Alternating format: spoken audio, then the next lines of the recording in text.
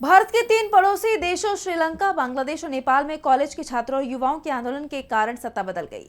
सियासी गलियारों में इसे जेनजी के गुस्से का असर माना जा रहा है, लेकिन राष्ट्रीय सुरक्षा सलाहकार अजीत डोभाल ने सत्ता पलट का असली कारण बताते हुए जेनजी पर बड़ी बात कही है। डोभाल ने कहा कि भारत के पड़ोसी देशों बांग्लादेश, नेपाल और श्रीलंका में पिछले 3.5 वर्षों में हुए सत्ता परिवर्तन की मुख्य वजह खराब शासन रही है। जेनजी आंदोलन से उसका कुछ भी लेना देना नहीं है। सरदार पटेल मेमोरियल लेक्चर में डोभाल ने कहा कि महान साम्राज्यों, राजतंत्रों, कुलीन वर्गों, अभिजातों या लोकतंत्रों का उदय और पतन वास्तव में उनके शासन का ही इतिहास है।